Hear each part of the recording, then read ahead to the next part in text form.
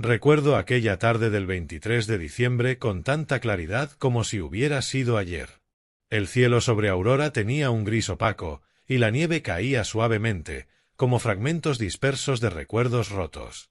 Yo, Adrien Westphal, un hombre de 32 años, profesor de literatura y residente en Aurora, Colorado, iba al volante de mi viejo Subaru destartalado, manejando casi 6 horas hacia el norte en dirección a Lander, Wyoming. Ese día hacía el largo trayecto hacia la pequeña cabaña de troncos donde la abuela Silvia había vivido sola durante los últimos 8 años, desde que el abuelo Dennis falleció. La carretera 287 se extendía blanca e infinita, flanqueada por bosques de pinos cubiertos de nieve. De vez en cuando, una manada de venados cruzaba de pronto frente a mis faros, haciendo que el corazón se me acelerara. No había visitado a la abuela en casi 4 meses. 4 meses llenos de planes de clase, alumnos, exámenes, juntas de profesores y esas noches silenciosas en mi pequeño apartamento en Aurora, mirando por la ventana la nieve caer, sintiéndome completamente vacío, hasta la llamada telefónica de 5 días antes. Adrien, mi querido nieto, tienes que venir a casa por Navidad, ¿me oyes? Su voz seguía siendo cálida, pero había un leve temblor al final de la frase.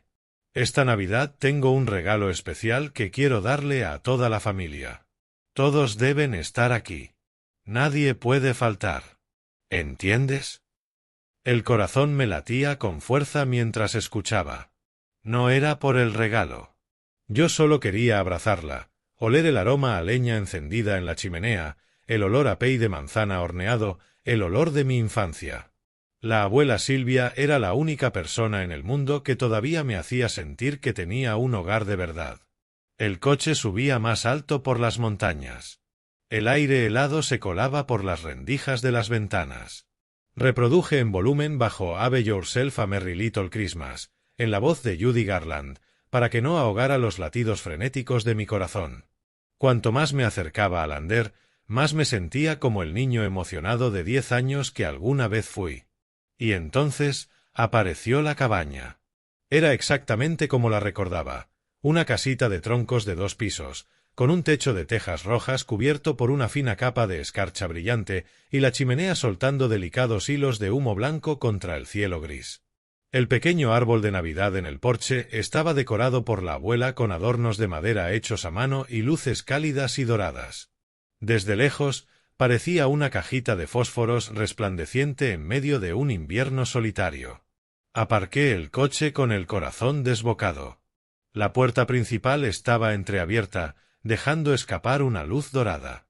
Subí los crujientes escalones del porche, cubiertos por una fina capa de nieve, cargando mi bolsa de regalos, deseando entrar lo antes posible. «Abuela, ya llegué», dije en voz baja, empujando la puerta. El olor a pino, carne braseada con cebolla y galletas de canela me envolvió tan intensamente que casi lloré. Allí estaba ella, sentada en el viejo sillón junto a la chimenea, con sus delgadas manos descansando sobre su regazo, usando el mismo suéter de lana marrón que tenía desde que yo era niño. Su cabello estaba completamente blanco ahora, pero sus ojos seguían brillando como esmeraldas. Sonrió, y las arruguitas de las comisuras de sus ojos se suavizaron. «Adrien, mi nieto ya está en casa». Caí de rodillas frente a su sillón y la abracé con fuerza. Era tan pequeñita que podía sentir cada una de sus costillas bajo el grueso suéter. El tenue aroma a lavanda de su cuello me devolvió recuerdos de aquellas tardes en que me cepillaba el cabello cuando era un niño. «Perdón por haber tardado tanto en venir», susurré, con la nariz ardiéndome por las lágrimas. «No te preocupes. Yo puedo esperar», dijo, acariciándome el cabello con una mano fría, pero curiosamente cálida. «Siéntate, querido. Déjame servirte un poco de té». Fue un viaje largo y helado, ¿verdad? La mesa del comedor ya estaba puesta, un mantel blanco impecable, velas rojas, los cubiertos de plata que el abuelo había comprado por allá en 1980 y una olla de barro con estofado caliente de zanahoria y carne. Cada detalle mostraba que había estado preparando todo desde la mañana, quizá desde el día anterior. Lo había hecho completamente sola. Puse mi bolsa de regalo sobre la mesa y saqué un suéter verde bosque y una bufanda gruesa de lana de oveja. «Feliz Navidad, abuela». Sonreí, un poco avergonzado. Ella los abrió, sus ojos se iluminaron y abrazó el suéter contra su pecho como una niña. «Son preciosos. Me los pondré esta noche». Me besó la frente. «Gracias, mi querido nieto». Aún estábamos poniéndonos al día, felices después de 4 meses sin vernos, cuando el sonido de un coche en el patio me sobresaltó. Mamá, papá y Zach habían llegado. La puerta se abrió de golpe y una ráfaga de aire frío entró. Papá, Raymond, fue el primero en entrar, usando un abrigo caro forrado de piel, con el ceño ya fruncido. «Mamá», dijo Teresa, entrando detrás de él, sacudiéndose la nieve de las botas y murmurando algo sobre lo terrible que estaba el camino. Mi hermano Zach, de 29 años, llevaba audífonos puestos y los ojos pegados al teléfono. Le dio un saludo breve a la abuela y se dejó caer en el sofá. No habían traído regalos. Ni una flor. Ni un abrazo de verdad. 10 minutos después llegaron el tío Albert, la tía Johanna y su hija Peyton. El tío Albert se quejó del frío en cuanto entró. La tía Johanna miró la cabaña como si estuviera sucia. Y Peyton se tomó selfies frente al árbol de Navidad sin siquiera saludar a la abuela. El ambiente se volvió pesado desde el primer minuto. Nadie sonreía de verdad. Nadie le preguntó a la abuela cómo estaba. Solo se sentaron a esperar la cena, a esperar irse. Me rompía el corazón verla así. La abuela seguía sonriendo, moviéndose despacito para servir agua y poner más carne en los platos, pero yo podía ver la soledad en sus ojos. La cena comenzó. El tintinear de los cubiertos, el sonido de la masticación, conversaciones tontas sobre el precio de la gasolina, el nuevo iPhone, las próximas vacaciones del tío Albert. Nadie mencionó al abuelo, que había fallecido. Nadie preguntó si la abuela estaba bien, si el techo seguía goteando, si el invierno era demasiado frío para ella. Entonces la abuela se puso de pie. Todos guardaron silencio al verla cargar una gruesa pila de sobres blancos, caminando lentamente alrededor de la mesa como si realizara un ritual. Puso un sobre en la mano de cada uno. Papá, mamá, tío Albert, tía Johanna, Zach, Peyton y por último yo. «Aquí están sus regalos de Navidad», dijo, con la voz suave pero firme. La gente intercambió miradas confundidas. Se oyeron algunos susurros. «¿Qué es esto?». Zach se inclinó hacia Peyton y murmuró, con curiosidad mezclada con burla. Yo sostuve el sobre, sintiendo el papel grueso y liso bajo mis dedos, con el corazón latiendo como un tambor de guerra. Lo abrí despacio, despegando con cuidado el pegamento, y saqué el papel del interior. Era un cheque. Banco First National de Wyoming. Pagar a la orden de Adrian James Westphal. Monto, $5 millones. Los números y palabras estaban impresos con claridad, de forma profesional, sin una sola mancha. Levanté la mirada de golpe, sin aire, como si alguien me hubiera golpeado el pecho. Los demás abrieron sus sobres casi al mismo tiempo. El caos del papel al romperse llenó la habitación, seguido por 3 segundos de silencio mortal. 3 segundos que parecieron detener el mundo entero. Todos los ojos estaban fijos en el cheque que tenían en las manos. El silencio era tan absoluto que podía escuchar mi propio corazón. Entonces, de pronto, todos estallaron en carcajadas, como si una bomba hubiera explotado sobre la mesa. «Oh, Dios mío, abuela». Zach fue el primero en perder el control, sujetándose el estómago mientras reía tan fuerte que las lágrimas le corrían por la cara, agitando su cheque como si fuera un abanico barato. Su rostro estaba rojo, los ojos entrecerrados, la boca abierta de par en par. $5 millones. ¿Dónde imprimiste esto, abuela? Se ven tan profesionales. ¿Usaste la impresora a color del tío Albert? ¿O hackeaste el banco? Chilló de risa, golpeando el hombro de Peyton, con esa voz aguda de quien se burla como si fuera la broma del año. Peyton rió también, con una risita chillona que sonaba a cristal rompiéndose, su cara roja de risa superficial. Levantó el cheque frente a ella y se tomó una foto allí mismo, en la mesa. El flash cegó a todos. Abuela nos dio cheques falsos por Navidad, icónico, dijo entre risas, sus dedos volando por la pantalla para publicarlo en su historia de Instagram, los ojos brillando de diversión vacía. Oh Dios mío, 5 millones. Abuela, ¿eres una millonaria secreta? Lo voy a publicar. Mis amigas se van a morir de risa. Agitó el cheque en la cara de la abuela como si fuera un juguete barato. La risa de la tía Joana era más sarcástica, aguda y molesta, como vidrio haciéndose trizas. Su cara se arrugó alrededor de la boca con evidente desprecio. Sostuvo el cheque entre dos dedos, lo acercó a sus ojos como si inspeccionara dinero falso, y luego miró a la abuela con tono mordaz. Mamá, por favor. Deja de bromear. Aún tienes que pedirle dinero a Adrien para arreglar el techo, y ahora resulta que tienes una fortuna para darnos a cada uno 5 millones. Basta, mamá. ¿Qué clase de broma rara es esta? ¿Crees que somos niños pequeños? Movió la cabeza, mirando al tío Albert en busca de apoyo, la cara roja por contener la risa, pero empapada de burla, como si la abuela fuera una anciana senil haciendo un espectáculo de circo. Mi padre no se rió fuerte, pero sacudió la cabeza, el ceño mostrando irritación y decepción. Miró el cheque y lo rasgó en 4 pedazos sin dudarlo, el sonido seco del papel rompiéndose cortando la risa de todos. Arrojó los pedazos sobre la mesa. Cayeron como copos de papel y suspiró profundamente. ¿Qué clase de broma es esta, mamá? Conduje 6 horas para cenar contigo en Navidad, no para ver estas tonterías. ¿Creíste que nos iba a hacer gracia? Su cara estaba roja de enojo, evitando mirar a la abuela, como si le diera vergüenza, aunque en realidad era pura decepción. Él esperaba algo real, no un pedazo de papel sin valor. Mi madre estaba más callada, pero su rostro palideció antes de mostrar una sonrisa incómoda. Le dio vueltas al cheque, parpadeando incrédula, y susurró a papá: Raymond seguramente está bromeando, pero sí se ve bastante profesional. No lo rompió, pero tampoco lo guardó con cuidado. Simplemente lo dejó sobre la mesa como algo inútil, con una expresión mezcla de confusión y decepción. Yo fui el único que permaneció en silencio en medio del caos. Me quedé allí, con el cheque intacto entre mis manos, pasando el dedo pulgar suavemente sobre las palabras 5 millones de dólares. Mi corazón latía con violencia, respiraba rápido, como si todo mi cuerpo temblara por una premonición inexplicable. Miré a la abuela.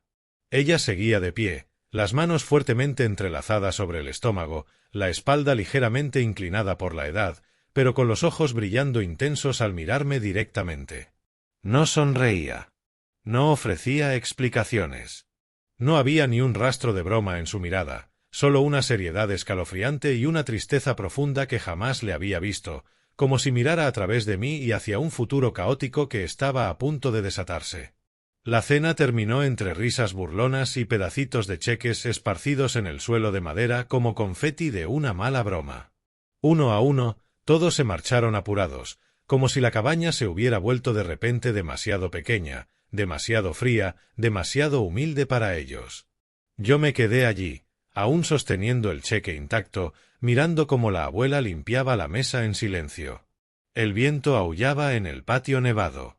Las puertas de los autos se cerraron de golpe, los motores rugieron y después se alejaron por el camino.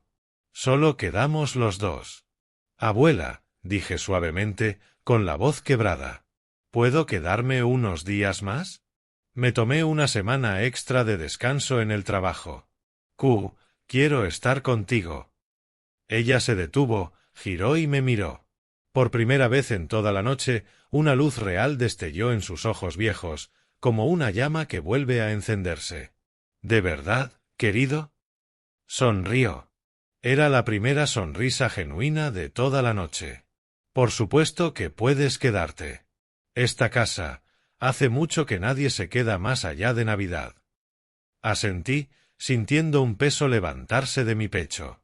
Cuando el sonido del último coche se perdió en la distancia, la cabaña pareció exhalar un suspiro de alivio. La multitud ruidosa se había ido, dejando atrás ese silencio familiar que tanto amaba, un silencio tan hermoso que dolía. El chisporroteo de los troncos en la chimenea, el burbujeo suave de la vieja tetera de cobre sobre la estufa de leña, el silbido tenue del viento filtrándose por las rendijas de la ventana. Todo me tranquilizaba de una forma que nada más podía. La casa nos pertenecía otra vez, solo a los dos. A la mañana siguiente, la luz del día llegó tarde por la nevada intensa. Me desperté temprano, preparé café y comencé a limpiar en silencio. La abuela se sentó en la mesa de la cocina con una taza de té humeante, observándome lavar los platos de la noche anterior. El vapor caliente subía en nubes. El olor tenue del estofado aún flotaba en el aire. Lavé despacio, como queriendo alargar cada minuto. «Déjame hacerlo yo», dijo, pero negué con la cabeza y sonreí. «No, hoy déjame cuidarte yo a ti». Cuando terminé en la cocina, salí a quitar la nieve. Había nevado toda la noche, cubriendo los escalones del porche, el camino y hasta los rosales que la abuela había plantado cuando el abuelo aún vivía. Tomé la pala larga y comencé a cavar con fuerza. La nieve volaba en nubecitas de polvo. La abuela se quedó en el porche, con el suéter verde que le regalé, sosteniendo su segunda taza de té, con los ojos brillando mientras me observaba. «Eres tan fuerte», me elogió. «Tu abuelo limpiaba la nieve así todas las mañanas de invierno». Reí, con el aliento escapando en nubes blancas. Cuando terminé el patio, apilé de nuevo la leña a un costado de la casa, los troncos secos de pino que ella misma había cortado en otoño. Mis manos se volvieron ásperas por el frío, pero el corazón se me calentaba. Ella trajo los mitones de lana del abuelo e insistió en que me los pusiera. «No dejes que se te congelen las manos, nieto». Revisé el techo. La nieve se había amontonado casi medio metro en algunos puntos. Subí la escalera y la empujé en placas pesadas. La abuela se quedó abajo, mirándome con ansiedad, pasándome una toalla para secarme el sudor, aunque el aire estaba helado. «Baja, querido. Es peligroso». «Estoy bien, abuela. Ya estoy acostumbrado». Me reí fuerte, mi voz resonando en el aire cortante. Al mediodía, arreglé la bisagra de la puerta de la cocina, que chirriaba. La aceité, apreté los tornillos. Ella se sentó a mi lado, pasándome cada tornillito, luego preparó una olla de té de jengibre caliente y la dejó junto a mí. El aroma intenso del jengibre me llenó la nariz, recordándome todos los inviernos de mi infancia cuando me obligaba a beberlo para los resfriados. Por la tarde, la luz del salón comenzó a parpadear. Me subí a una silla para cambiar el foco. La abuela sostenía la escalera con manos temblorosas, pero aún así sonreía. «Ten cuidado, pequeño viejo».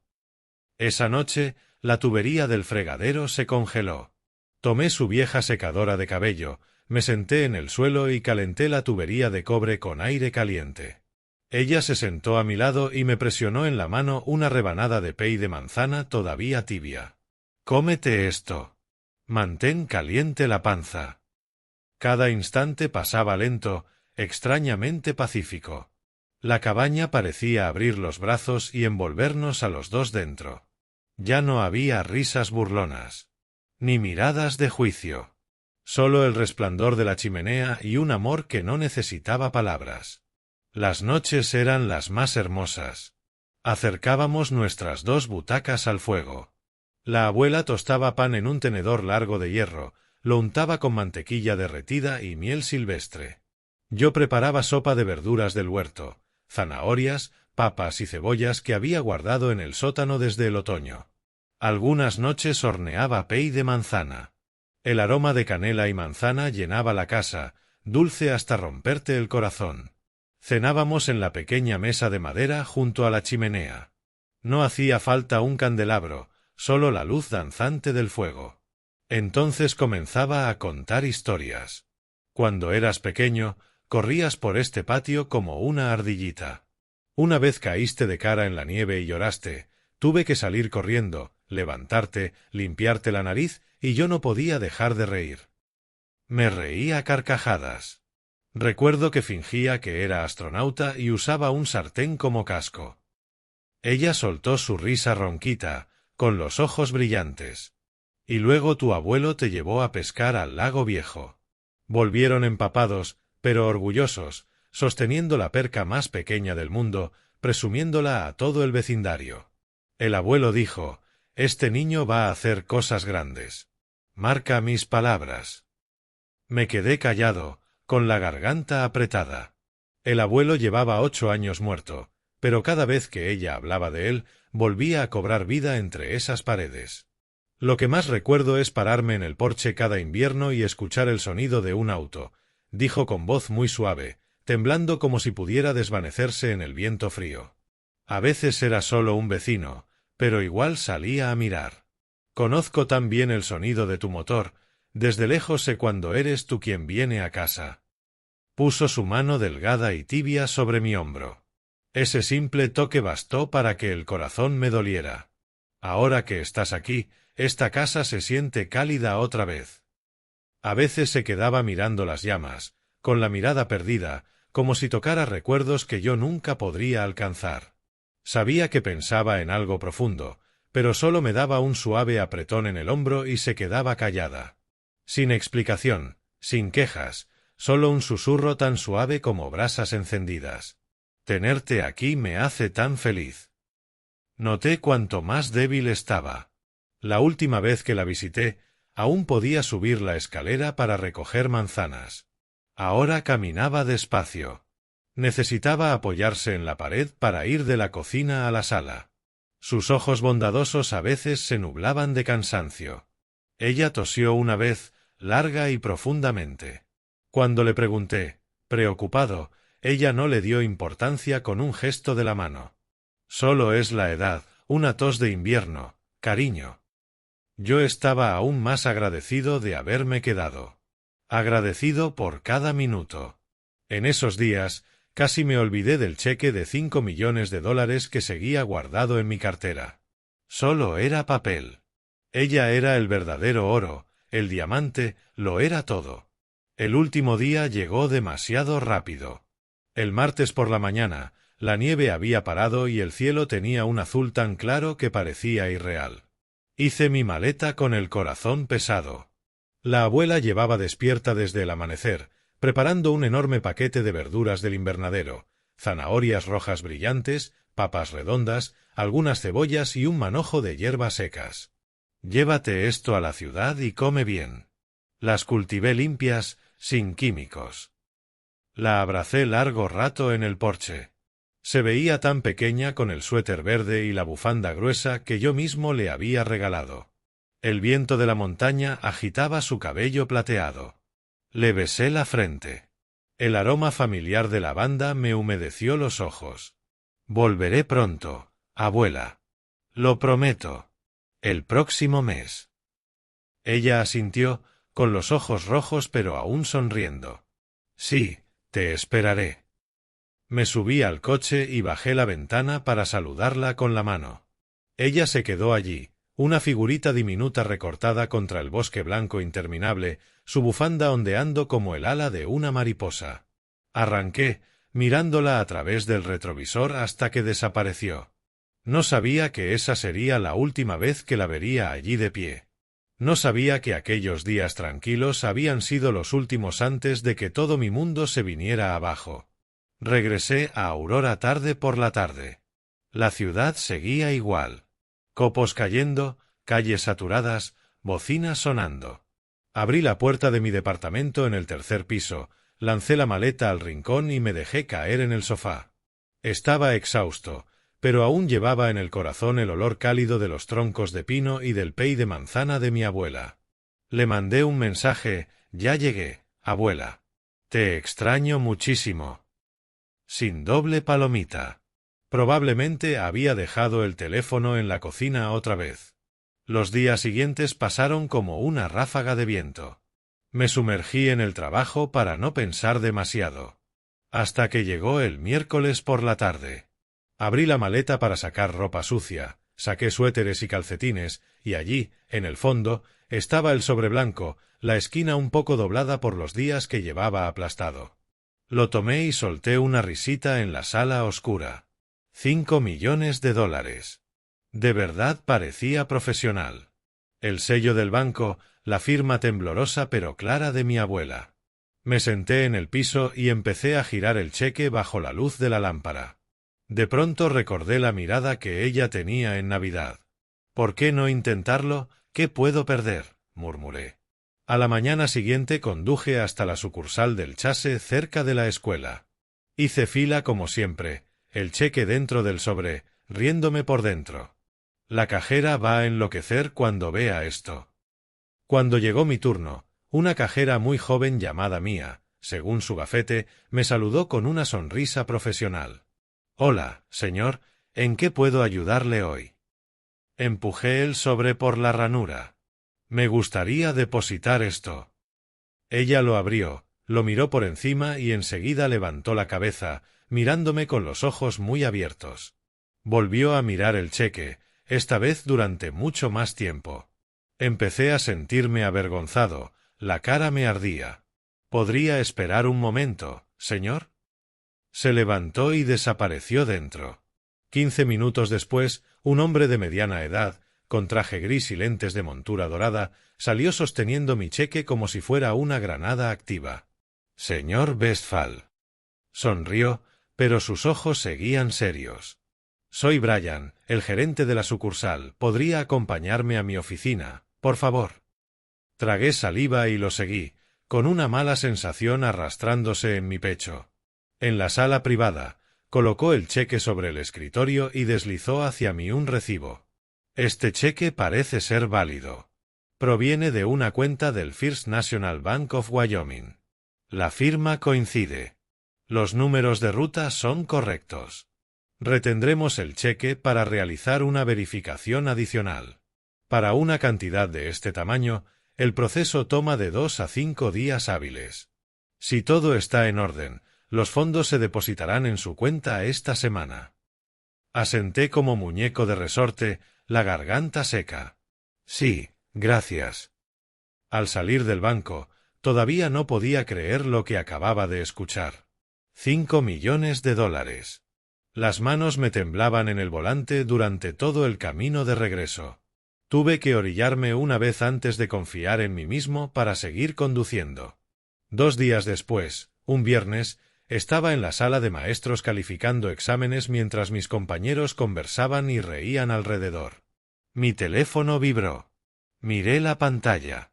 Una notificación de la aplicación del banco. Su cuenta ha sido acreditada con $5 millones. Me puse de pie de un salto. La silla cayó de espaldas con tal estruendo que todos se volvieron a verme. Ignorándolos, salí corriendo al pasillo, manos temblorosas mientras abría la aplicación. La pantalla brillaba. $5 millones. Me quedé congelado en medio del pasillo, el corazón golpeando tan fuerte que pensé que se me saldría del pecho. Varios estudiantes me miraron raro al pasar. Alegría, sorpresa. Y de pronto, un escalofrío me recorrió la espalda. Corrí al baño, cerré la puerta del cubículo de un golpe y marqué a la abuela. Rin, rin. Nada. Volví a llamar. Una tercera vez. Silencio. Debe estar en el jardín, me dije.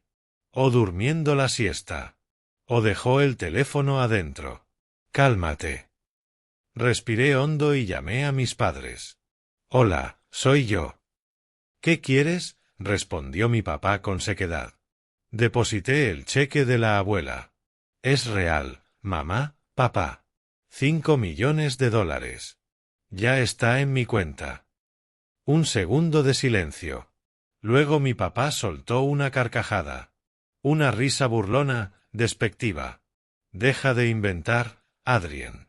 Yo rompí el mío el mismo día de Navidad. No había manera de que ella tuviera 5 millones. No seas infantil. Mi mamá arrebató el teléfono. Adrien, ¿estás soñando? Deja de llamar para llamar la atención. Estoy harta de estos jueguitos.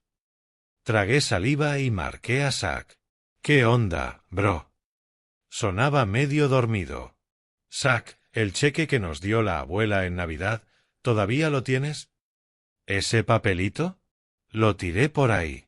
¿Por qué llamas tan temprano? Lo llevé al banco y es real. 5 millones acaban de entrar a mi cuenta. Zack bostezó.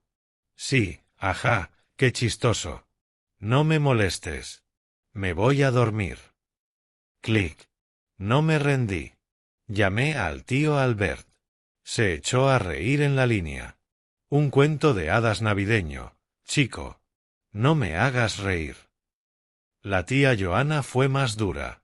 Adrien, deja de mencionar ese cheque para fastidiarnos. No hay manera de que tu abuela tuviera ese dinero. Tiramos los nuestros hace siglos. Me quedé helado. Todos pensaban que estaba mintiendo. Solo quedaba Peyton. Contestó con voz dulce. Hola, primito, ¿por qué llamas tan temprano? Peyton, ¿todavía tienes el cheque que te dio la abuela? Sí, lo guardé de recuerdo. Se veía bastante legítimo, la verdad. Llévalo al banco y trata de cobrarlo. Yo acabo de hacerlo. 5 millones de dólares entraron a mi cuenta. Peyton soltó una risita. ¿Me estás jugando una broma? Tengo que irme. Bye. Pensé que lo dejaría pasar. Pero a la mañana siguiente, a las 8, sonó mi teléfono. Peyton. Adrien, ¿cómo te atreves a hacerme esto? Su voz era aguda, casi histérica. Llevé el cheque al banco y me dijeron que la cuenta está vacía. ¿Te parece gracioso? Me quedé congelado. El corazón se me fue al piso. Peyton, no estoy bromeando.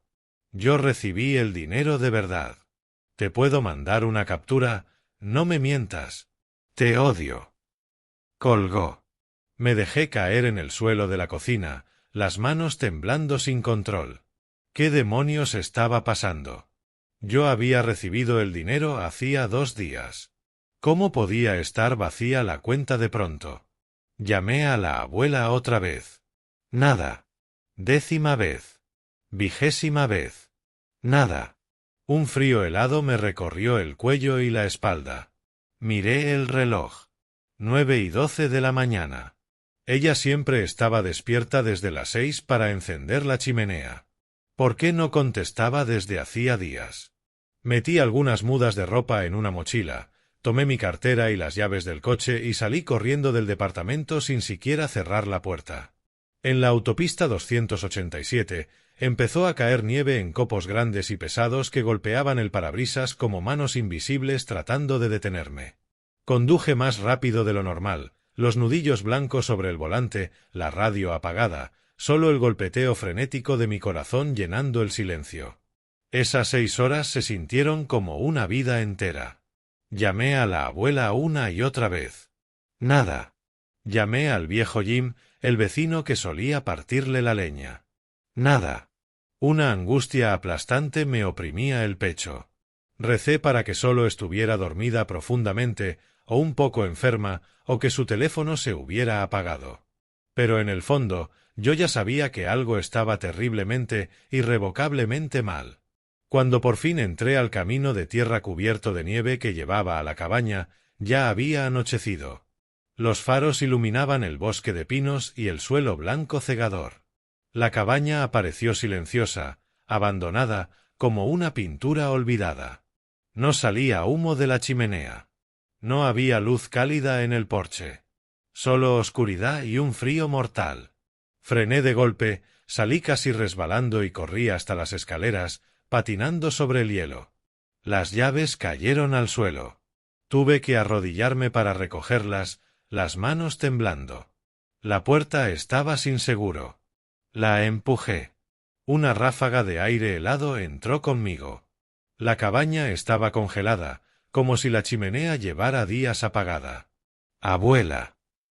Mi voz resonó entre las paredes de madera. No hubo respuesta. Solo el viento afuera y mi corazón golpeando como tambores de guerra. Caminé despacio hacia su habitación, temiendo asustarla. La puerta estaba entreabierta. La empujé con suavidad. Ella estaba allí, tumbada.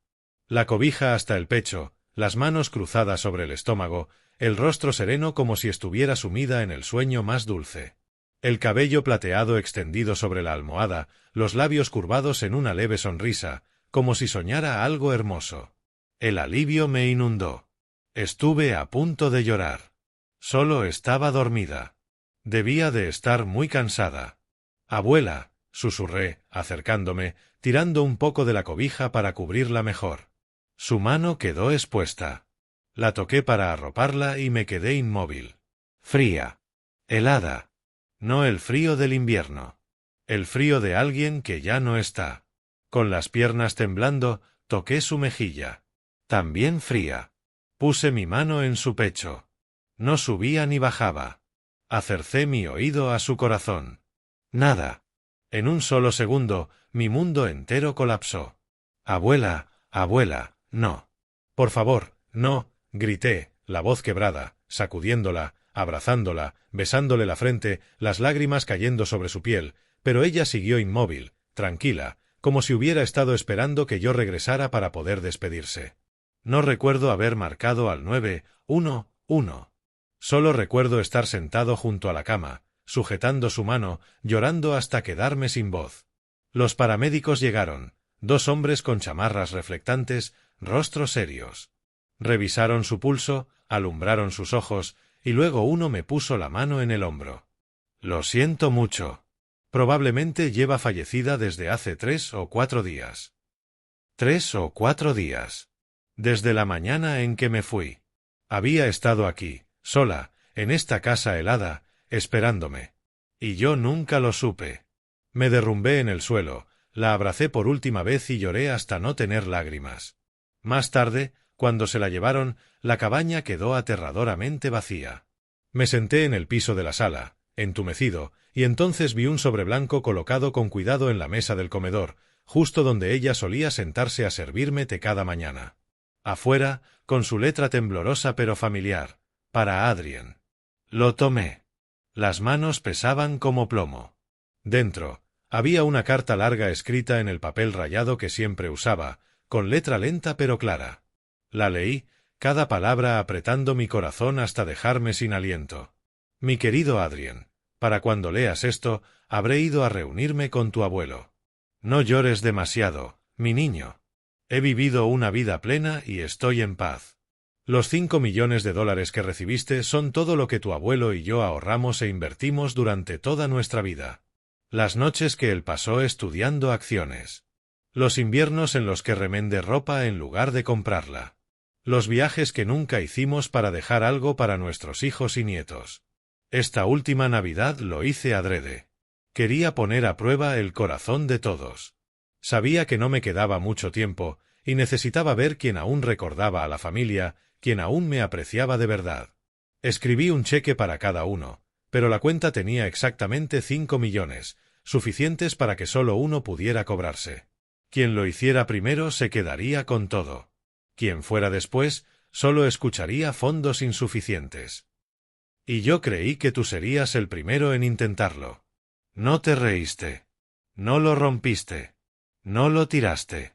Eres el único que todavía conserva a la familia en el corazón. Estoy tan orgullosa de ti. Usa ese dinero para vivir bien, Adrien. Vive para ti. No vivas para complacer a los demás. Y no dejes que nadie te obligue a compartirlo si no quieres. Lo mereces más que nadie. Mi único pesar es no haberte abrazado una vez más.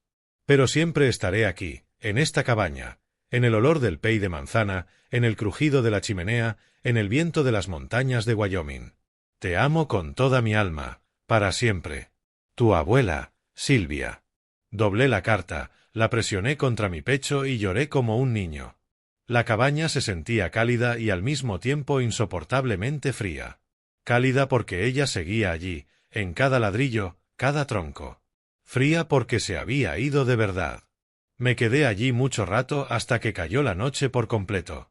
Entonces, con las manos aún temblando, tomé el teléfono y llamé a cada miembro de la familia. Primero, mis padres. Sí, la voz seca de mi papá. Mamá, papá, la abuela falleció. Silencio. No hubo llanto, ni sorpresa. Nada. Solo silencio pesado, seguido de un seco «¿Ya y dejó testamento? ¿Hay algo para nosotros?» Colgué sin poder responder. Llamé a Zack. Solo dijo «Ah». Luego, entonces, ¿sí recibiste los 5 millones? Llamé al tío Albert, a la tía Johanna, a Peyton. La misma reacción en todos. Ninguna pena, ninguna tristeza. Solo silencio calculador seguido de preguntas sobre el dinero, la casa, la tierra, la herencia. Me quedé sentado en el piso frío, sujetando la carta de mi abuela, llorando hasta secar los ojos. No tenía idea de que, desde ese momento, la familia que yo creía unida por sangre se hundiría en el caos más feo y vil que habían creado. Y esta vez, yo ya no sería el nieto callado y obediente. 2 días después, el funeral de la abuela se realizó un miércoles gris y desolado por la mañana.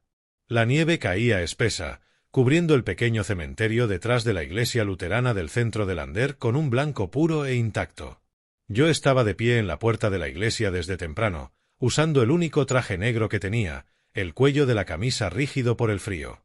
Saludé a cada persona, di la mano, acepté condolencias, pero mis ojos buscaban constantemente el sencillo ataúd de pino colocado en el pasillo central, el más barato, porque yo sabía que mi abuela odiaba la ostentación. Los vecinos llegaron en gran número. El viejo Jim trajo un manojo de flores silvestres atadas con un cordel. Mary, la panadera, me abrazó llorando sin control. Las amigas de la abuela del club de costura, del círculo de la iglesia, las que habían conocido a mi abuelo. Todas vinieron en silencio, llenando cada banco de madera. Ellas lloraron lágrimas sinceras. Yo las abracé y lloré lágrimas sinceras también. Mi familia llegó tarde. Mi mamá, mi papá y Zack entraron justo cuando las campanas dieron las 10. Papá llevaba un traje gris costoso y la corbata perfectamente recta, pero el rostro tan frío como si asistiera a una junta. Mamá tenía unos lentes enormes pese al cielo gris, los labios apretados, apretando un bolso Chanel. Zack estaba con las manos en los bolsillos, un AirPod colgando de una oreja. No me abrazaron. Solo asintieron ligeramente y fueron directo a la primera fila.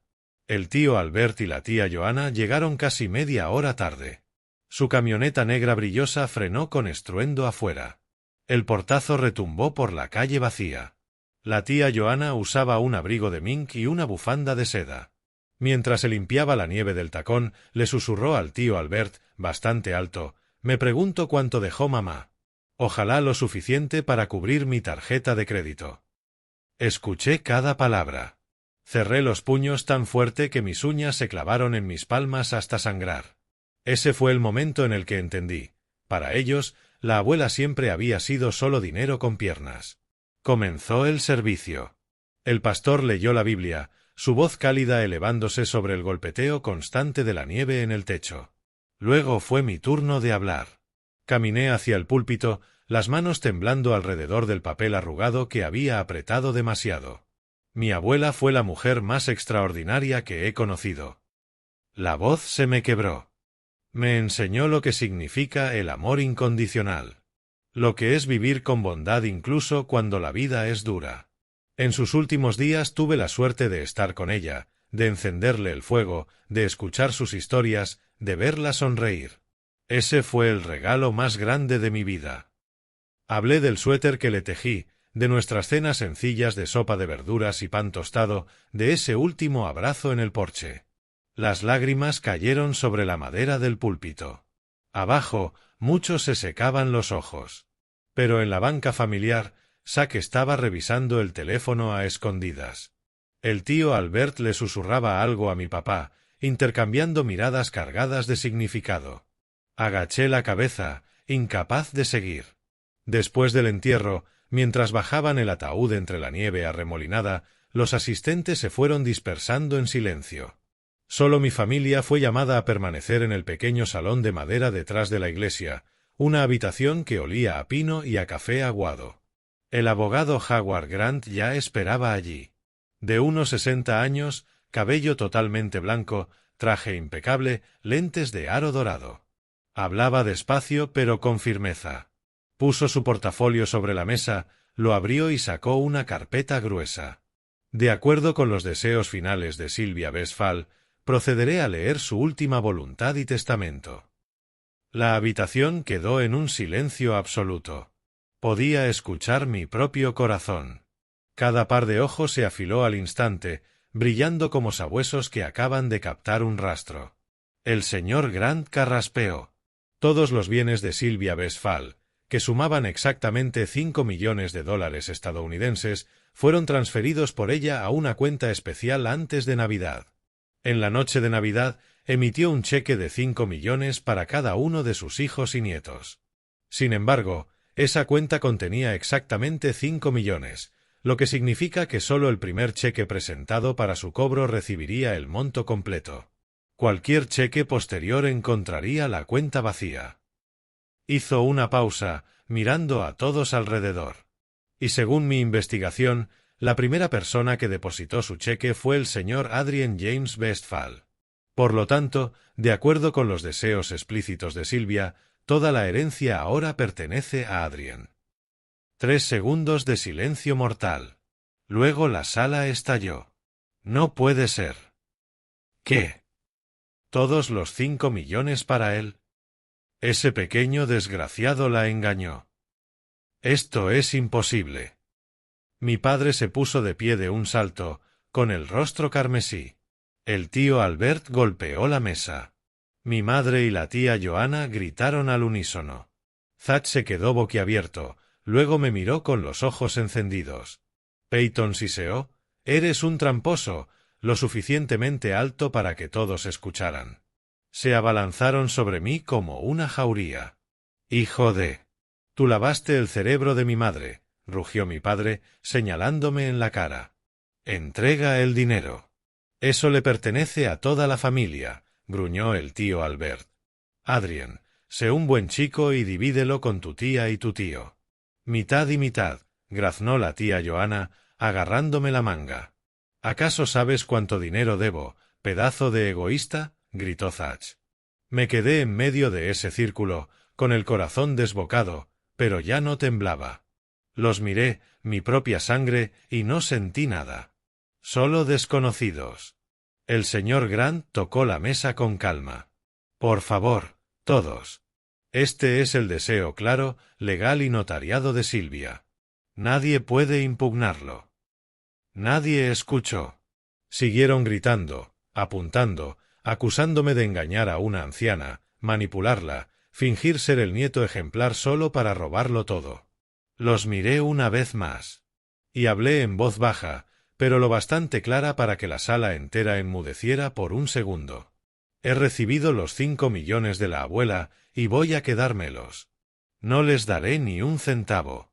Ese fue su deseo. Lo escribió claramente en la carta que me dejó. Ella me eligió a mí, no a ustedes. Porque yo era el único que aún la visitaba. El único que realmente la quería. La sala se quedó congelada a un solo latido. Y luego el caos volvió a rugir, más fuerte, más feo. Mi padre maldijo. El tío Albert amenazó con demandarme. Mi madre lloró por todo lo que había sacrificado criándome. Thatch se lanzó hacia mí como si quisiera golpearme. No esperé. Me di vuelta y salí, dejando atrás los gritos, las miradas llenas de odio y el aire espeso con el hedor de la codicia. Afuera, todavía caía nieve, cubriendo el cementerio, cubriendo la tumba recién cavada de la abuela con un blanco puro. Me quedé solo en la tormenta, con el rostro hacia el cielo, dejando que los copos helados se derritieran en mi piel. «Abuela, lamento que tuvieras que ver esto», susurré. El viento frío se llevó mis lágrimas hacia la nieve que caía, y supe que desde ese día ya no tenía familia. Solo yo, los 5 millones de la abuela y la promesa de vivir decentemente, tal como ella me pidió. Esa misma noche conduje de regreso a Aurora sin quedarme en Lander ni un segundo más. La carretera estaba completamente negra, los faros iluminaban interminables extensiones de nieve. Solo el crujido de las llantas sobre el hielo y los latidos furiosos de mi corazón rompían el silencio. Creí que todo había terminado en ese salón parroquial. Pero no.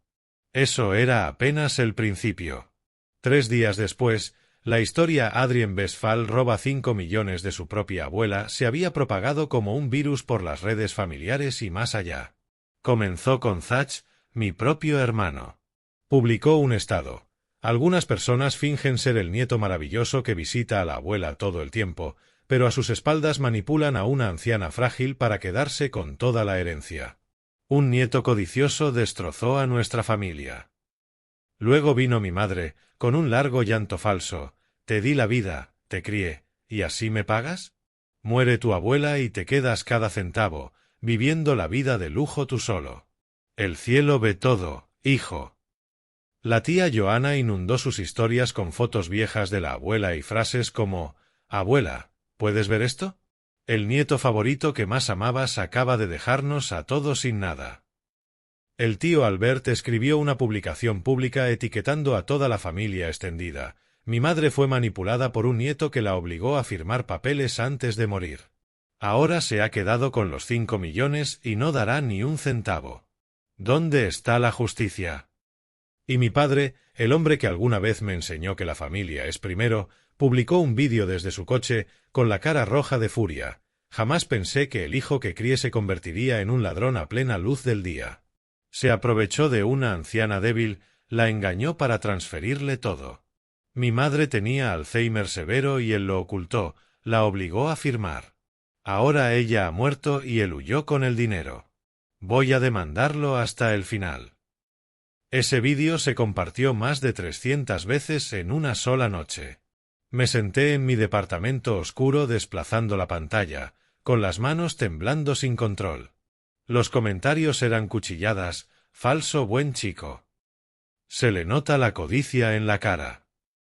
Desherédenlo. Demándalo, tío. Consigue justicia. Algunos hasta etiquetaron a mi escuela, a mis compañeros, a viejos amigos. A la mañana siguiente llegué arrastrándome al trabajo, las piernas pesadas como plomo. El ambiente había cambiado por completo. Colegas que antes me saludaban ahora apartaban la mirada, murmuraban. En la sala de profesores escuché claramente: dicen que Adrien le robó toda la herencia a su abuela. Parecía tan buena persona. ¡Qué avaricia! No puedes confiar en nadie. Un alumno de último curso incluso preguntó frente a toda la clase: «Profe, ¿es cierto que usted le robó el dinero a su abuela?» La clase estalló en risas. Me quedé congelado en el atril, con la amargura apretándome la garganta. Esa tarde, la directora me llamó. Sonrió con incomodidad. «Adrien, sé que estás pasando por dificultades familiares. La escuela no quiere involucrarse, pero varios padres han preguntado. ¿Podrías dar una explicación breve?» Le conté todo, con la voz temblorosa, que eran los deseos explícitos de mi abuela, que no engañé a nadie. Ella asintió, pero sus ojos estaban llenos de lástima. «Por favor, entiende, la escuela solo quiere mantener la calma». Salí de su oficina sintiéndome como un criminal. Mi estado mental cayó en picada. Perdí el apetito. No podía dormir. Despertaba empapado en sudor a las 3 de la mañana, escuchando a la abuela llamándome en el viento. Adelgacé. Las ojeras se me oscurecieron. Daba clases con la mente en otro mundo. Los mensajes de la familia llegaban como una tormenta. «Zach, perro, muérete». Mi madre: «Hijo, por favor, dame solo un poco. Me ahogo en deudas del banco». La tía Joana: «El cielo te castigará. Ya verás». Mi padre: «Te desheredo». Llamadas a medianoche, mientras cocinaba, mientras conducía. Nada más que insultos, súplicas, amenazas. Un viernes por la tarde, terminé clase tarde. Conduje a casa en un sueño sin dormir. En el tercer piso, encontré un sobregrueso, dorado, colocado perfectamente frente a mi puerta, sellado con cera roja. Me dejé caer en el pasillo y lo abrí con manos temblorosas. Las primeras palabras me helaron la sangre. Citación judicial. Demandantes: Raymond Westphal y Albert Westphal. Demandado: Adrien James Westphal. Luego, Las acusaciones, una tras otra como puñaladas: apropiación fraudulenta de herencia, explotación de una persona vulnerable sin capacidad mental, violación de ética familiar, exigencia de anular la transacción bancaria y redistribuir los bienes según las proporciones legales. Al final, la línea que me ahogó: querían que el dinero se dividiera en 8 partes iguales, una para cada uno, incluida Peyton. Me quedé sentado en el pasillo helado, el sobre cayendo de mi mano, sosteniéndome la cabeza. Ni siquiera podía llorar. Me sentía hueco, como si el mundo entero me hubiera dado la espalda. Inventaron Alzheimer, aseguraron que la obligué a firmar papeles, que la manipulé mentalmente en sus últimos días. Cada mentira envuelta en documentos legales firmados por mi propio padre y mi tío. La traición me atravesó los huesos. Las personas que me dieron la vida, que compartían mi sangre, estaban dispuestas a arrastrar por el lodo el honor de su propia madre, de su propia abuela, por dinero. Pasé la noche en el piso, sin encender las luces, abrazando la carta de la abuela, leyéndola una y otra vez hasta que quedó arrugada y desgastada. Vive para ti. No dejes que nadie te obligue. Al amanecer, me incorporé. Ya no temblaba. Solo quedaba un pensamiento frío y claro. Si no lucho, bailarán sobre su tumba por dinero. Abrí mis contactos y busqué un viejo número de la secundaria. Maike, mi mejor amigo de entonces, ahora un reconocido abogado litigante en Denver, especializado en casos de herencias difíciles. Llamé a las 5 de la mañana. Respondió de inmediato. Adrien, ¿qué pasa, hermano? Le conté todo. Cada detalle. La carta escrita a mano por mi abuela. Sus últimos días. La lectura del testamento. La campaña de difamación. La citación judicial. Hubo un segundo de silencio. Luego la voz de Maike, dura como acero. Voy a tomar este caso. No por dinero. Lo haré pro bono. Haré que se traguen cada palabra que dijeron. 3 días después, nos reunimos en la cafetería de nuestra antigua universidad. Maike estaba alto, bien vestido, los ojos llenos de determinación. Le entregué todos los documentos: la carta de la abuela, recibos bancarios, el escaneo del cheque original, la confirmación del señor Grant, los expedientes médicos que demostraban que estaba completamente lúcida. Su doctor certificó que no tenía Alzheimer. Incluso las cámaras del vecino Jim mostraban a la abuela riendo y saludable días antes de Navidad. Maike leyó la carta de la abuela y sus ojos se humedecieron. Tu abuela fue una mujer increíble, dijo en voz baja. Haré que se arrepientan de haber tocado su última voluntad. Comenzamos a prepararnos para la guerra legal. Maike presentó contrademandas: difamación, calumnia, daño emocional intencional. Recopilamos cada publicación, cada comentario, cada mensaje amenazante. Reunimos pruebas de su lucidez mental, los registros bancarios, el testimonio del señor Grant, el diario que ella escribió en sus últimos días y que encontré en su escritorio. Esto ya no se trataba de dinero. Era defender el honor de una mujer que pasó su vida amando a una familia que nunca la mereció. Miré por la ventana de la cafetería mientras la nieve comenzaba a caer otra vez. Abuela, susurré en mi corazón. No dejaré que ganen. La batalla acababa de comenzar. La primera audiencia cayó en una mañana de abril amargamente fría en Lander, Wyoming.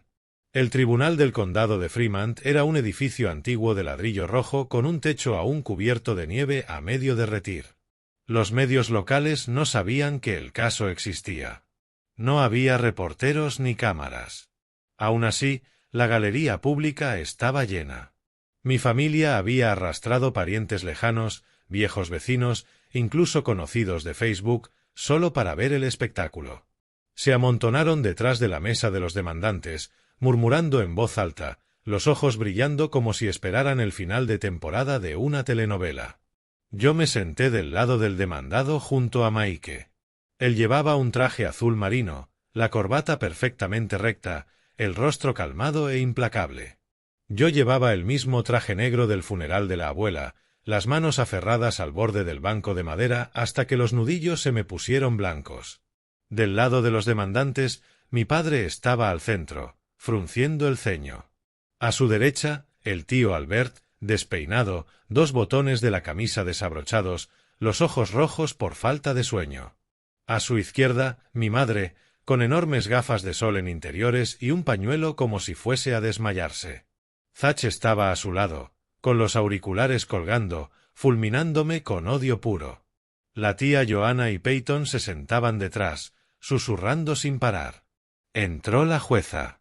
Ellen Carter, una mujer de unos 50 y tantos, con cabello plateado corto y una voz afilada como una navaja. Golpeó el mazo. La sala quedó en silencio. El abogado de los demandantes, un hombre bajo y con sobrepeso llamado Richard Doyle, sudaba a pesar del frío. Se puso de pie. Mis clientes, los hijos y nietos biológicos de Sylvia Westphal, han sido privados injustamente de su herencia legítima por el demandado, Adrien Westphal. El demandado explotó la confianza de una anciana, la manipuló mentalmente y la coaccionó para transferir toda su herencia de 5 millones mediante un esquema fraudulento de cheques. Se detuvo, me lanzó una mirada acusadora y continuó. En su etapa final de vida, Sylvia Westphal ya no tenía la capacidad mental. Sufría Alzheimer severo. A menudo confundía los nombres de sus propios hijos y nietos. Emitir cheques de 5 millones a varias personas fue un comportamiento irracional y anormal, prueba clara de influencia psicológica y falta de capacidad legal.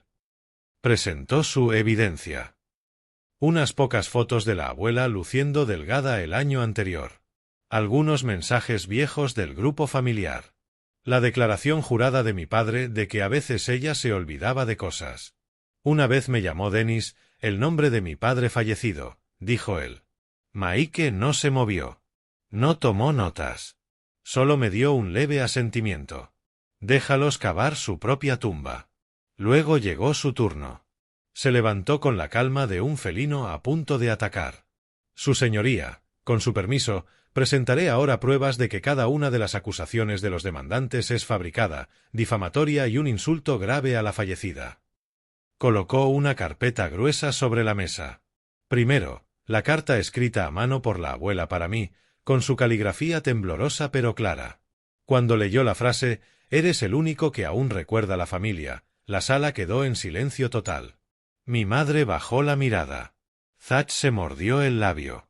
Luego, las cámaras del vecino Jim mostrando a la abuela sana, partiendo leña ella misma, riendo y conversando fuerte. Los expedientes médicos de noviembre indicando que estaba completamente lúcida.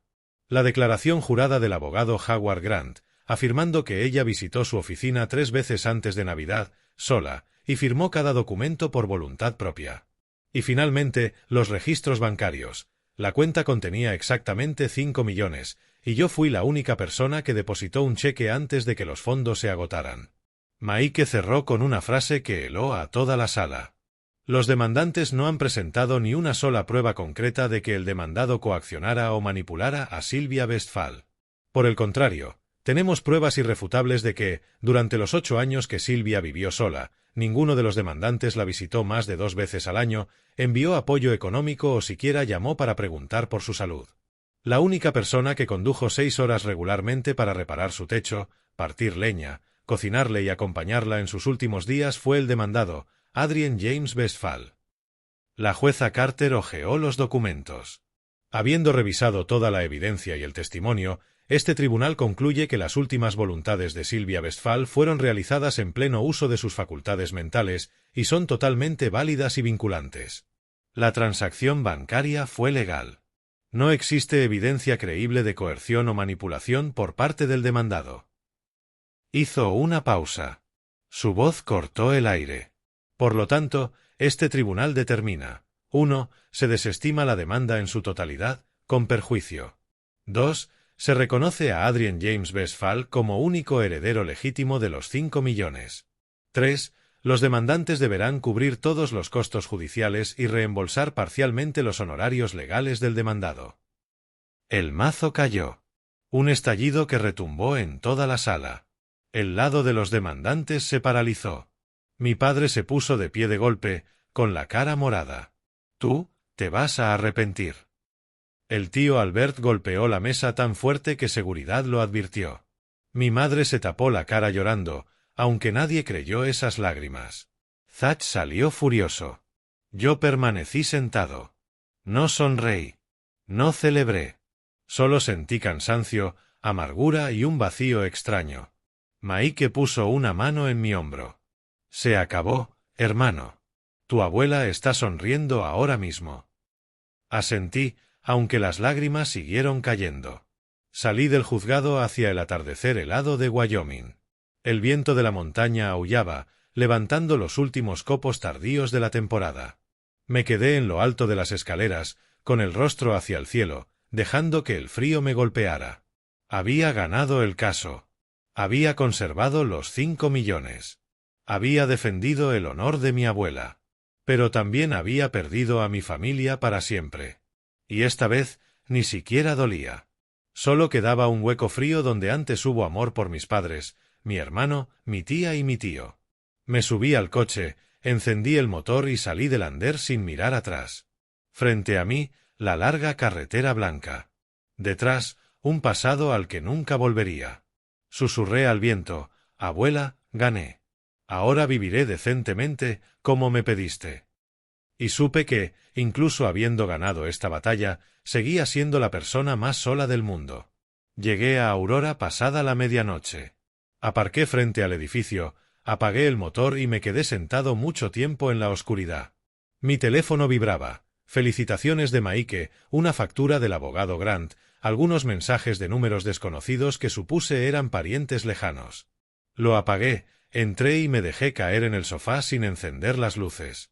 Había ganado el caso, pero mi corazón seguía sintiéndose como si cargara una tonelada de piedra. A la mañana siguiente, la noticia se propagó más rápido de lo que esperaba.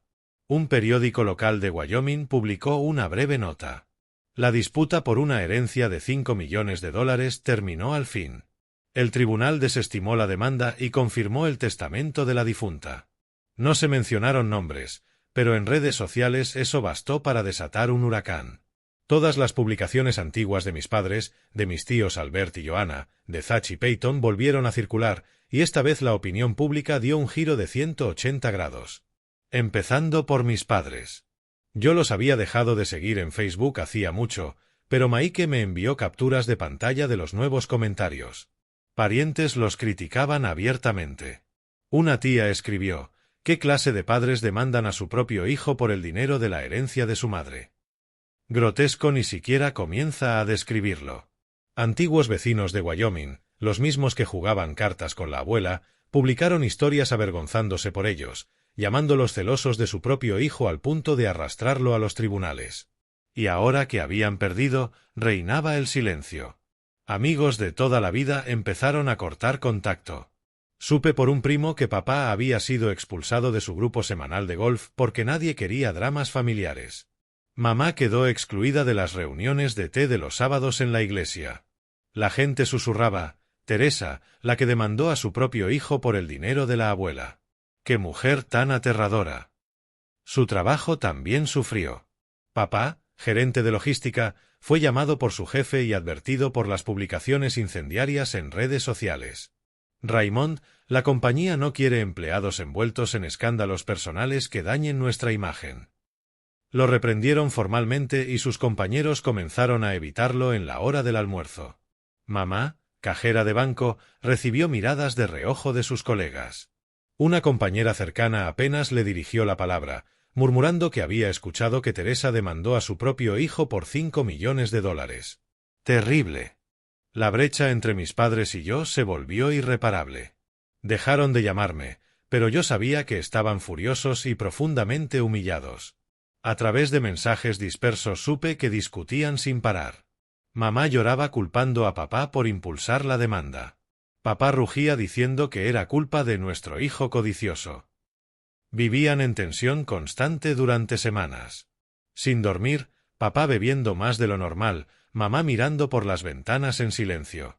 Ya no sentía lástima, solo una tristeza pesada por dos personas que permitieron que la avaricia los cegara. Mi tío Albert sufrió el golpe financiero más duro. El tribunal le ordenó pagar una suma considerable por presentar una demanda frívola, casi $2000 en costos judiciales, más parte de mis honorarios legales. Para un pequeño empresario, fue devastador. Su taller mecánico en las afueras de Wyoming dependía de clientes locales. Ahora desaparecieron. La gente murmuraba, ese es Albert Westphal, tan codicioso por el dinero de su propia madre que demandó a su sobrino para robar la herencia. Un proveedor de autopartes lo llamó, Albert, no quiero verme envuelto en este lío de demandas. Pausaremos nuestra asociación.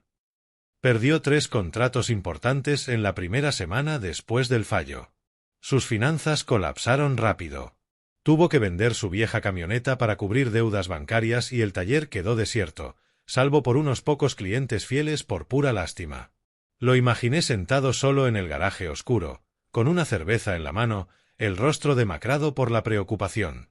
La avaricia lo había llevado al borde del abismo.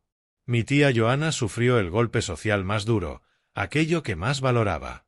Ella había sido la reina de los grupos de padres en la escuela de Peyton, de los círculos de caridad locales y de la escena social elegante de Wyoming. Ahora, su reputación estaba en ruinas. En reuniones de padres susurraban a sus espaldas, ahí está Joanna, la que encabezó la demanda para dividir la herencia con el sobrino de su esposo. Una madre publicó en un chat grupal, Maike me lo reenvió, Joanna siempre decía que amaba a la familia por encima de todo. Pues ya cayó la máscara. Qué mujer tan codiciosa y manipuladora, destrozando a su familia por dinero. En la gala de caridad anual, una patrocinadora adinerada le lanzó un comentario venenoso, Joanna, escuché que demandaste a tu sobrino por el dinero de la abuela. Vaya manera de mantener las apariencias. La removieron de la Junta de Caridad para evitar escándalos.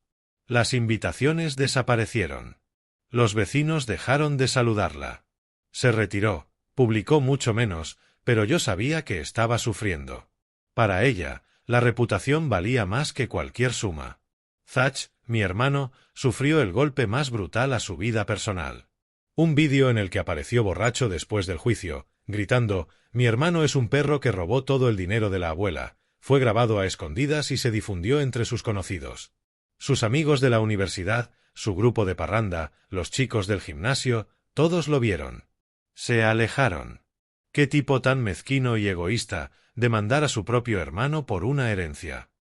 Su novia, una chica de marketing muy atractiva, lo dejó 2 semanas después, no puedo con el drama de tu familia. Demandar a tu propio hermano por el dinero de la abuela. Me da asco. Por primera vez, Thach sintió verdadera vergüenza. Me envió algunos mensajes borrachos de madrugada. Hermano, la cagué, pero tú también fuiste duro. Su orgullo le impidió enfrentarme. Ahora vive retraído, sale poco, luce vacío, y su trabajo en venta se vino abajo porque clientes que escucharon los rumores lo evitan. Peyton salió mejor librada, pero igual lo sintió. En la universidad, sus amigas la molestaban, Peyton, demandaste a tu primo por el dinero de la abuela. ¡Qué ruda! Perdió algunas amigas y su imagen de princesita de la familia se vio manchada. Publicaba menos, reía menos. Sospecho que realmente estaba reflexionando sobre lo que hizo. Dentro de la familia, el resentimiento explotó como una bomba en cámara lenta. Mis padres culparon a mi tío Albert, tú nos empujaste a la demanda. Ahora toda la familia está deshonrada. Albert culpó a Joanna, tú te la pasaste llorando y exigiendo una parte. Joanna contraatacó, ustedes los hombres fueron demasiado débiles para tomar una decisión. Thach culpó a todos, me arrastraron a esto. Ahora yo soy el que perdió amigos y a mi novia. Hubo guerras en llamadas, mensajes y chats durante semanas. La familia ya no se reúne. Esa Navidad definitivamente no habrá celebración. Y aún así me escribían. Mitad disculpas, mitad reproches, mitad envidia. Papá, hijo, estuvo mal. Pero piensa en tu hermano menor. Mamá, Adrien, mamá te extraña. Dame un poquito para pagar las deudas, por favor. Thach, ¿ganaste feliz? Yo soy el que está sufriendo. Tía Joanna, sobrino, lo siento, me dejé llevar, pero ¿no te sientes culpable quedándote con todo? Los leí todos. Nunca respondí. Poco a poco bloqueé números, Eliminé chats familiares y me quedé en mi propio silencio. Las semanas posteriores al juicio las pasé solo en mi apartamento, viendo cómo la nieve se derretía lentamente afuera, pensando en la abuela.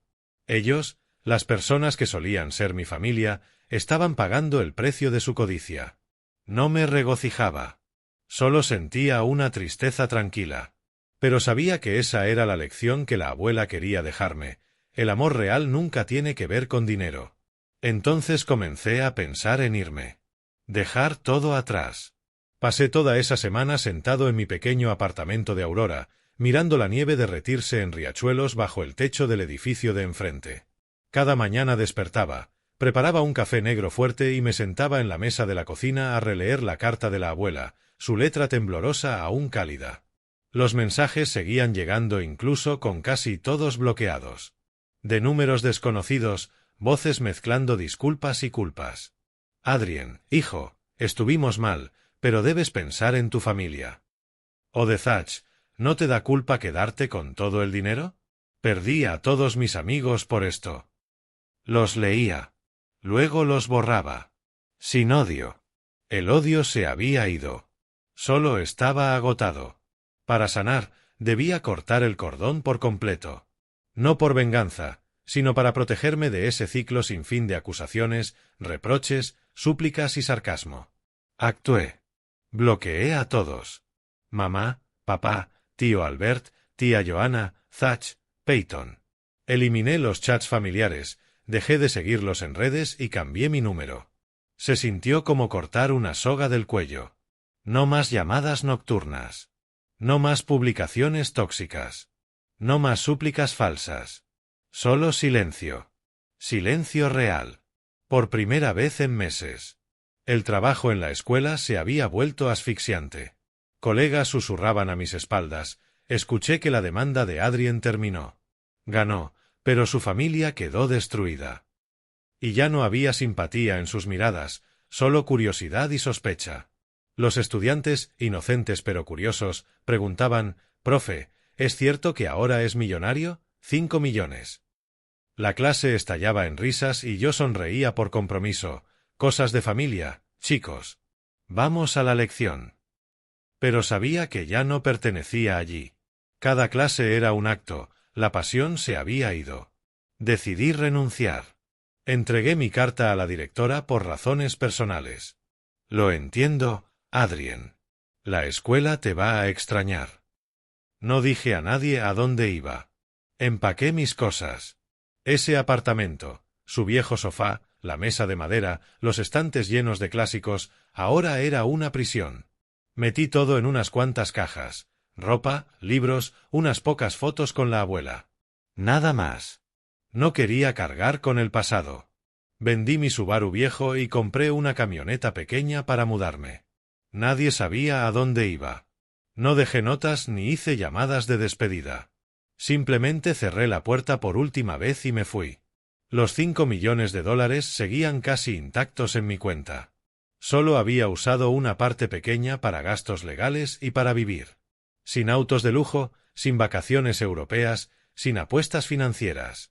Mi meta era vivir simple, como la abuela pidió, vive decentemente, vive para ti mismo. El dinero no era para derrochar, sino para construir una vida honesta, lejos de la carrera frenética. Conduje al norte por carreteras interminables entre bosques de pinos y montañas rocosas. Al principio sin destino, solo con la necesidad de alejarme de Aurora, de Wyoming, de los recuerdos dolorosos. Me detuve en pueblos pequeños, dormí en moteles baratos, comí hamburguesas de carretera y pensé. Finalmente elegí Montana, un lugar remoto llamado Willow Creek, al pie de las Rocallosas, con un lago cristalino y bosques de pinos interminables. Me recordó a la abuela, silencioso, frío, pero cálido en su esencia, como su vieja cabaña. Compré una casa de troncos sencilla en las afueras. Nada lujoso. Techo rojo, un porche amplio, un jardín con flores silvestres y un arroyo murmurando detrás. 3 habitaciones, una cocina pequeña con estufa de leña, un dormitorio simple y un estudio con estanterías de madera. Repinté paredes, arreglé bisagras, planté flores. Cada golpe de martillo era reconstruirme. Solicité trabajo en la preparatoria de Willow Creek. Necesitaban profesores desesperadamente. Me contrataron tras una entrevista breve. ¿Enseñaste literatura en Colorado? Perfecto. Te necesitamos. La directora no preguntó por mi pasado. Empecé la semana siguiente con los cursos de 10º y 11º grado, literatura estadounidense y escritura creativa. Los chicos eran sinceros y amables. Preguntaban por Shakespeare, no por 5 millones. Se encariñaron conmigo porque les enseñaba con calma y honestidad. El señor Westphal cuenta las mejores historias, dijo uno. Sentí calor en el pecho por primera vez en meses. Mi nueva vida era simple pero llena de significado. Me despertaba a las 6, preparaba café fuerte en una olla de cobre, me sentaba en el porche a ver el amanecer entre montañas. Luego un trayecto de 10 minutos a la escuela. 3 clases por la mañana, hablar con estudiantes en los descansos. ¿Te gusta escribir historias? Hazlo. Yo las leeré. Las tardes eran para cocinar algo sencillo, sopa de verduras de mi jardín, pan tostado con miel local. Las noches frente a la chimenea leyendo El Gran Gatsby o Walden, o escribiendo en mi diario. Pensamientos sobre la abuela, sus últimos días, esta nueva vida. A veces le escribía cartas sabiendo que no las leería. Abuela, ya vivo decentemente. Te extraño. Los fines de semana realmente vivía. Caminatas por el bosque, respirando aire helado y limpio. Jardinería, plantando zanahorias y papas como ella me enseñó. Visitas al mercado del pueblo para comprar pan fresco. Nadie sabía quién era. Solo era el nuevo profesor Westphal. Sin demandas, sin 5 millones, sin miradas sospechosas. Solo Adrien. Las primeras noches en Montana aún tenía pesadillas. Salas de juicio, la mirada de odio de papá, la abuela fría en la cabaña. Pero el sueño se volvió más profundo con el tiempo. Soñaba con ella sonriendo. Comprendí que no huía. Estaba empezando de cero. Una vida verdadera, no una vivida para complacer a otros, sino para mí. Tal como ella me pidió. Los 5 millones siguen en el banco, creciendo lentamente en un fondo seguro. Solo usé un poco para la casa, la camioneta y un pequeño fondo de becas anónimo para estudiantes necesitados. El resto es para mi retiro o para ayudar a alguien que realmente lo necesite, como la abuela hacía. Cada día aquí me ayuda a entender su carta. Vive para ti mismo. Recuerdo esas líneas temblorosas en tinta azul, como un susurro del pasado. Vivir para mí mismo significaba no aparentar, no perseguir lujos, no intentar ser aceptado por quienes me hirieron. Sentí el verdadero valor de la paz. Caminatas al amanecer, hojas crujientes bajo mis botas, gorriones cantando sobre mí. Apoyaba la mano en un viejo pino y pensaba, esto es vivir. Sin necesidad de likes, sin validación. Solo un corazón tranquilo. La bondad se volvió más clara. En Willow Creek, la gente vive despacio y se ayuda sin esperar nada. Mi vecina Marta, una viuda de más de 60 años, me trae huevos frescos cada semana. Profesor Westphal, coma bien y manténgase fuerte. Yo le arreglo la cerca o le ayudo a su hijo con matemáticas. Nadie pregunta por mi pasado. Nadie indaga. Son amables porque así se vive aquí. Y aprendí a hacer lo mismo. Me quedo después de clases ayudando a estudiantes sin cobrar, visito al director cuando está enfermo y llevo sopa casera. Cada acto de bondad me acerca a la abuela. Ella decía, la bondad no se da para recibir algo. Se da para que el corazón sea más ligero. Una vida sin competir es el mayor regalo. En Aurora, me desvelaba corrigiendo papeles para ser llamado profesor destacado, preocupado por ascensos y expectativas. Aquí enseño porque lo amo, no por reconocimiento. El sueldo es menor, pero basta. Ya no tengo que complacer a nadie. No hay llamadas de mamá suplicando, comparte un poco, hijo. Ni publicaciones resentidas de Thatch. Vivo para mí y eso me hizo fuerte. Comprendí que la verdadera victoria no fueron los 5 millones ni ganar la demanda. El dinero es solo dinero. Me quitó preocupaciones, pero no curó mi alma. El juicio fue una batalla legal para honrar el deseo final de la abuela, pero no borró las cicatrices. La victoria real fue superar esas heridas. Las heridas de los insultos de mi padre, de las miradas envidiosas de Zach, del peso tóxico de una familia que me hizo dudar de mí. Antes creía que estaba solo, traicionado. Ahora veo que fue una lección. La familia no siempre es refugio, a veces es un conjunto de cuerdas invisibles que te atan a la vida que ellos quieren. Corté esas cuerdas. Y ahora soy libre. Esa tarde, después de una cena simple con verduras de mi jardín y carne a la parrilla, me senté junto a la chimenea. Las llamas crujían como la risa suave de la abuela. Abrí mi diario de cuero marrón, comprado en el mercado local, con páginas gruesas y ásperas. Tomé un lápiz. La luz del fuego bailaba sobre el papel. Mi mano tembló con emoción. Escribí una frase que sabía que me acompañaría siempre. El amor de mi abuela me salvó la vida. La verdadera victoria no es cuánto dinero tienes, sino vivir una vida decente, pacífica y fiel a tu propio corazón. Cerré el diario y observé el fuego arder. Las lágrimas cayeron, pero ya no eran de dolor. Eran de gratitud. Gratitud por la abuela y su última lección. El amor verdadero deja ir, permite que los nietos vuelen. Y así mi historia no termina con venganza, sino con crecimiento, paz y la lección más grande de todas. Siempre creí que la familia lo era todo. Pero aprendí que algunas familias nacen para amarnos, como la abuela, que pasó su vida acumulando no solo dinero, sino un amor inmenso. Y otras nacen para enseñarnos a levantarnos y marcharnos, como mis padres, mi hermano y mis tíos, que me empujaron al dolor para que aprendiera a sanar y a ser fuerte por mí mismo. Me levanté, apagué la luz y salí al porche. El cielo nocturno de Montana brillaba lleno de estrellas. El viento frío llevaba el aroma de pino fresco. Miré hacia arriba y susurré. Gracias, abuela. Ahora sí estoy viviendo. Y supe que desde ese día viviría plenamente. No para otros, sino para mí. Y por el amor que ella me dejó.